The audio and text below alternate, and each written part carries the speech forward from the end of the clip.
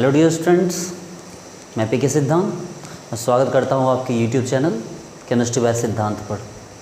Dear students and friends, आज मैं आपको पढ़ाने वाला हूँ क्रिस्टल सिस्टम।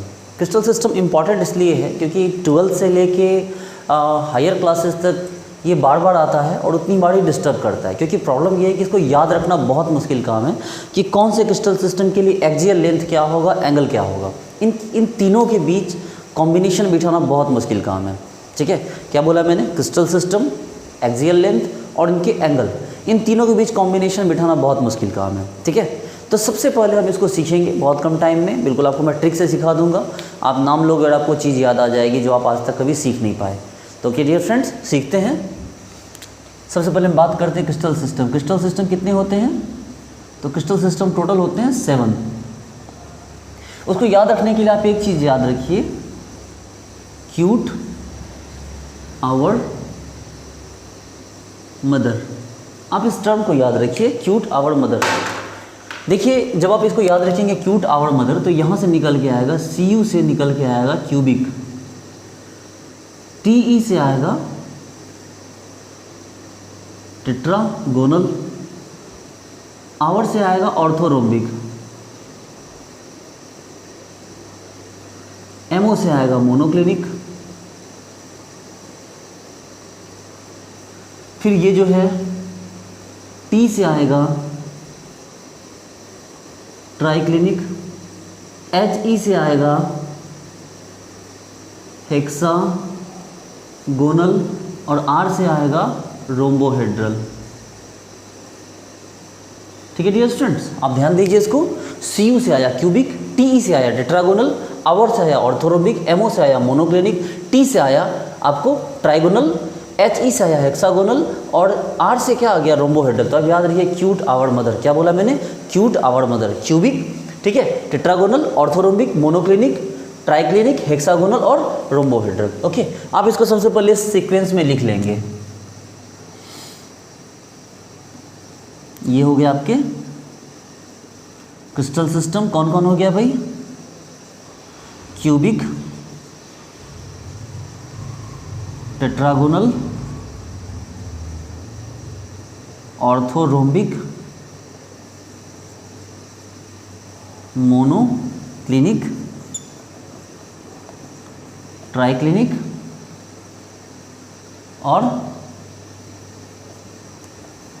हेक्सागोनल और लास्ट में रोम्बोहेड्रल। इस चीज़ को ध्यान दें, ये बहुत इंपॉर्टेंट है। ओके, अब इनके सामने हम इसके सिस्टम्स को लिखेंगे। क्यूबिक सिस्टम, अब इसके सामने हमने लिखा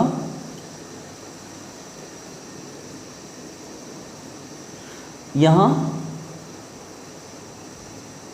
एक्सियल लेंथ, ठीक है, और यहाँ पर हम क्या लिखेंगे? आपको इंटर प्लेनर एंगल, क्योंकि बीच के जो एंगल होते हैं, आपको पता है कि एक्सियल लेंथ को हम लोग ABC से डिनोट करते हैं, जबकि हमारे उसके इंटर प्लेनर एंगल को अल्फा बीटा गामा से डिनोट करते हैं। चलिए देखिए, तो क्या हो गया आपको?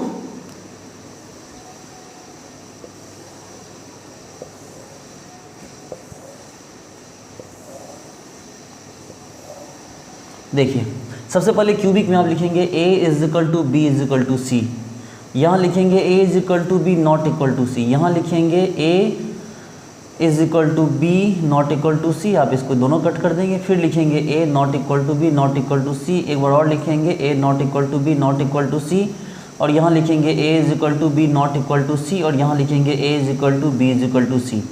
देखिए एक पैटर्न है यहाँ पर, यहाँ एक भी गलत नहीं, यहाँ एक गलत, यहाँ दोनों गलत, फिर दोनों गलत, फिर दोनों गलत, फिर एक गलत और फिर 0 गलत। यानी आप इसको ऐसे कर सकते हैं, याद रख सकते हैं इसको आप ऐसे 0 1 2 2 2, नीचे से भी देख सकते हैं 0 1 2 2 2। देखिए 0 बोले तो कि हमने एक भी कट नहीं लगाया, 1 का मतलब एक कट लगाया, 2 का मतलब 2 कट लगाया, फिर 2 का मतलब 2 कट, फिर 2 का मतलब 2 कट, फिर 1 का मतलब एक कट, और फिर 0 मतलब फिर 0 कट, यानी 0 1 2 2 2 0 1 2 2 2। कैसे याद रखेंगे? 0 1 2 2 2 0 1 2 2 2।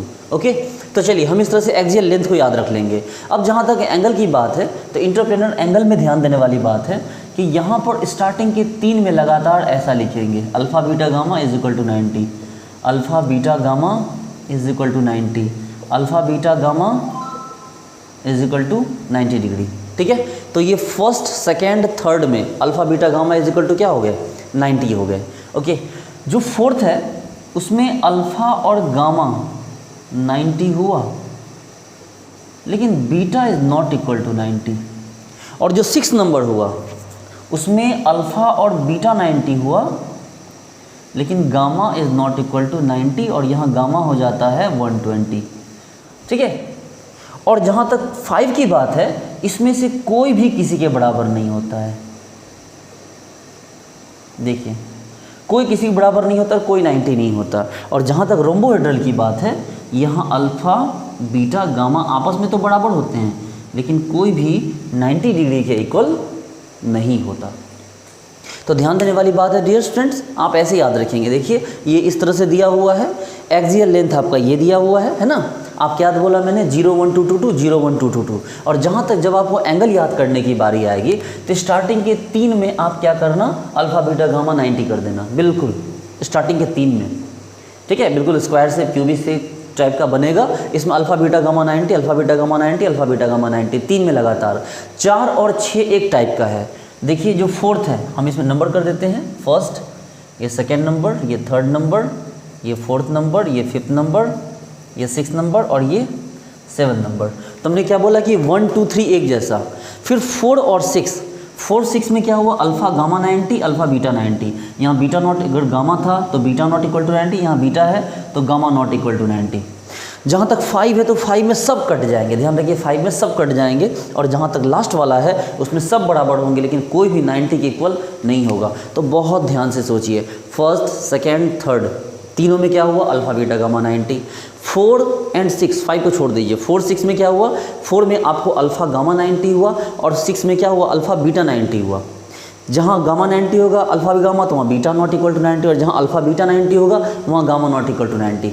5 जो बीच में आ गया, ये मोस्ट डिटेल्ड स्ट्रक्चर है, जो मोस्ट अनबैलेंस्ड स्ट्रक्चर है ट्राइक्लिनिक। कोई किसी के बराबर नहीं है, ना ए बी सी, मतलब एज लेंथ किसी के बराबर है, ना एंगल कोई किसी के बराबर, ना ही कोई 90 है। और जहाँ तक बात बची 7 की, उसमें अल्फ़ा बीटा गामा तीनों इक्वल है, लेकिन कोई भी 90 के इक्वल नहीं है। तो आप इस तरह से इसको याद रख सकते हैं कि आपको यहाँ पर इसको कोई भी एग्जाम्पल दे दे, आप बस मुँह से याद रखिएगा। अब देखिए अगर कभी लिखना आ जाए तो आप इसको कैसे लिखेंगे?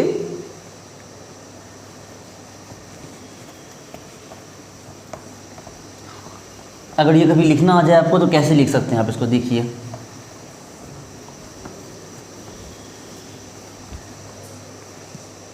सपोज कीजिए हमें मोनोक्लिनिक दे दिया गया, सपोज कीजिए हमें ट्राई क्लिनिक दे दिया गया, सपोज कीजिए हमें रोम्बोहेड्रल दे दिया गया, सपोज कीजिए हमें हेक्सागोनल दे दिया गया, सपोज कीजिए हमें क्यूबिक दे दिया गया। ठीक है, सपोज कीजिए कि हमें ऑर्थोरोम्बिक दिया गया। ठीक है, ये हो गए। और कौन छूट रहा है भाई? एक बच गया टेट्रागोनल, ये दे दिया गया। जैसे देखिए क्या दिया है मोनोक्लिनिक, तुरंत बोले अच्छा क्यूट आवर मदर, ये चौथा नंबर देखिए, cubic tetragonal our mother monoclinic. तो ये चौथा हो गया। जैसे ही चौथा बोला गया तब याद रखिए 0 1 2 2 2, यानी कि A is equal to B is equal to C है, तो सब कटा हुआ है। चौथा पे जाइए, मैंने बताया था कि स्टार्टिंग के 3 में कोई प्रॉब्लम नहीं, चौथे में प्रॉब्लम है, यानी कि alpha is equal to beta, या sorry alpha is equal to gamma, but alpha gamma क्या है? 90 है, लेकिन जो बीटा है नॉट इक्वल टू 90 है। देखिए मिला लीजिए आप।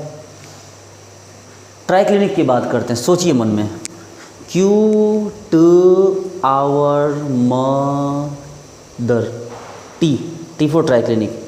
ये टी वाला जाता है, ये टेट्रागोनल होता है, ये ट्राइक्लिनिक है, तो cute our mother, T for triclinic, यानी कौन सा नंबर है, क्यूट, दूसरा आवर मदर, यानी कि आपको 5वां नंबर पे है। तो जैसे ही 5वां हुआ तो आपको याद रहे 0 1 2 2 2, यानी कि A is not equal to B not equal to C।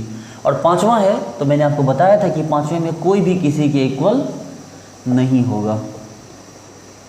ऐसे भी आपको मैंने बताया कि triclinic most unbalanced derailed structure है। ओके, रोम्बोहेड्रल, सोचिए रोम्बोहेड्रल है, cute our mother, cute our mother, rhombohedral सबसे लास्ट आ गया। तो सबसे लास्ट आ गया तो इसमें भाई क्या है, A is equal to B is equal to C, 0 1 2 2 2 0 1 2 2 2। और जहाँ तक एंगल की बात की जाए तो अल्फ़ा बीटा गामा तीनों इक्वल है, लेकिन 90 के इक्वल कोई नहीं है, लास्ट वाला। ठीक है, लास्ट में ही बताए थे ना कि 1 2 3 एक जैसा, 4 और 6 एक जैसा, 5वां बिल्कुल अलग और 7वां भी अलग है। 7वां में सब इक्वल है, बस कोई 90 के इक्वल नहीं है। हम दे दिया कि हेक्सागोनल, फिर सोचते हैं cute our mother, hexagonal mother, MOTH T और HE, छठा नंबर। तो छठा नंबर जैसे आया तो भाई A is equal to B not equal to C, और छठा में क्या बताया था कि alpha is equal to beta is equal to 90, लेकिन गामा क्या था, गामा नॉट इक्वल टू 90। ठीक है, गामा क्या था, नॉट इक्वल टू 90 था, और गामा नॉट इक्वल टू 90 था। तो याद कीजिए गामा क्या था, इसका मतलब ये एक स्पेशल था, गामा 120 था।